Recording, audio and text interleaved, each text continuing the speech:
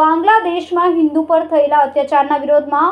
આંતરરાષ્ટ્રીય હિન્દુ પરિષદ રાષ્ટ્રીય બજરંગ દળ દ્વારા આખા ભારત દેશમાં 10 કરોડથી વધુ કાર્યકર્તાઓ એક દિવસના અનશન ઉપર બેસીને વિરોધ કર્યો। બાંગ્લાદેશમાં ચાલી રહેલા હિન્દુ પર અત્યાચાર અને હજારો હિન્દુ કતલેઆમ, હજારો દીકરીઓ ઉપર બળાત્કાર, હજારોની સંખ્યામાં બાળકો મા બાપ વગરના થયા, લાખો હિન્દુઓએ પોતાનો રોજગાર, માલ મિલકત જોડે પલાયન કરવું પડ્યું। બાંગ્લાદેશના હિન્દુઓના સમર્થનમાં ભારત દેશના 10 કરોડથી પણ વધારે હિન્દુઓ દ્વારા એક દિવસીય ઉપવાસ કરવામાં આવી રહ્યો છે। ત્યારે સુરત મહાનગરમાં આંતરરાષ્ટ્રીય હિન્દુ પરિષદ સુરત મહાનગર અધ્યક્ષ દિનેશ અણધણ તેમજ રાષ્ટ્રીય બજરંગ દળના દક્ષિણ ગુજરાતના પ્રાંતના રાષ્ટ્રીય બજરંગ દળ મહામંત્રી મનીષ વાઘાણી તેમજ ગ્રામ્યના અધ્યક્ષ કાળુભાઈ વેકરિયા તેમજ વરાછા જિલ્લાના મહામંત્રી નરેશભાઈ સાવલિયા તેમજ ગૌતમભાઈ ભાલાડા,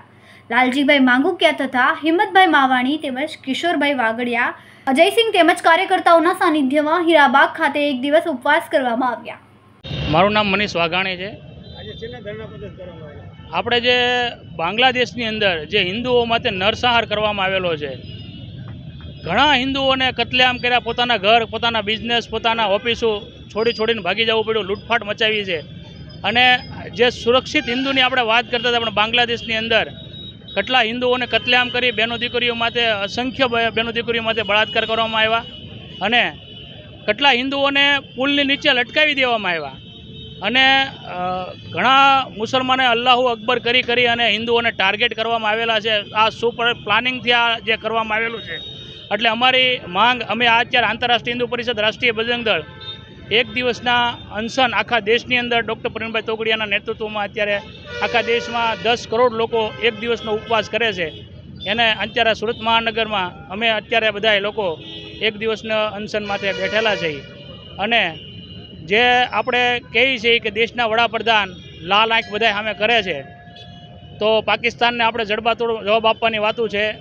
એકની સામે 10 માથાની આપણે 10 વર્ષથી વાતું સાંભળીએ છીએ, પણ જે હિન્દુઓ માટે કતલેઆમ થાય છે ત્યારે ક્યાં સંગઠનો, ક્યાં પક્ષ, કોઈ પાર્ટી કેમ બહારું નથી નીકળતું?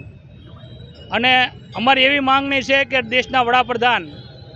આ હિન્દુઓને સુરક્ષિત આપે અને દેશના જે લશ્કરના જે વડા છે એ બાંગ્લાદેશના વડા સાથે વાતચીત કરી અને આજ પછી કોઈ પણ હિન્દુઓ માટે અત્યાચાર ન થાય એવી અમારી માંગણી છે। દિનેશ અણધણ, આંતરરાષ્ટ્રીય હિન્દુ પરિષદ સુરત મહાનગર અધ્યક્ષ। આપણે હમણાં ઘણા સમયથી આપણે સાંભળીએ છીએ કે બાંગ્લાદેશની અંદર વોર ચાલી રહ્યું છે। બાંગ્લાદેશના હિન્દુ ભાઈઓ, બહેનો, બાળકોની ઉપર જે અત્યાચાર થઈ રહ્યા છે, જે અસંખ્ય હિન્દુઓની કતલેઆમ થઈ છે,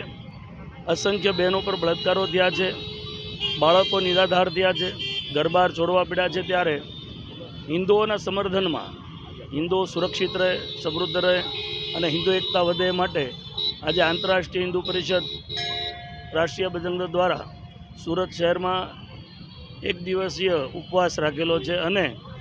દેશભરની અંદર 10 કરોડથી પણ વધારે લોકો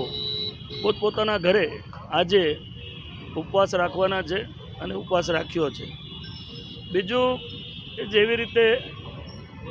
યુક્રેન અને રશિયાનું યુદ્ધ ચાલતું હતું અને આપણા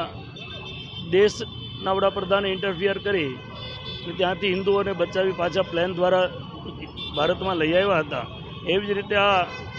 જે પરિસ્થિતિનું નિર્માણ થયું છે એમાં ઇન્ટરફિયર કરીને કંઈક વ્યવસ્થા થાય એની પણ અમારી માગણી છે।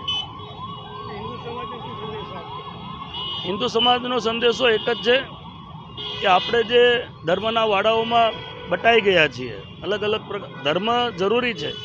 પણ તમામ લોકોએ હિન્દુત્વ માટે એકત્રિત થવું પડશે અને તમામ જે વાડાઓ છે એ બધા ભૂલી અને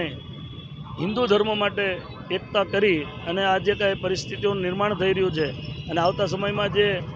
નિર્માણ થવા જઈ રહ્યું છે એની સામે લડવા માટે તમામે ખંભે ખંભો મિલાવી અને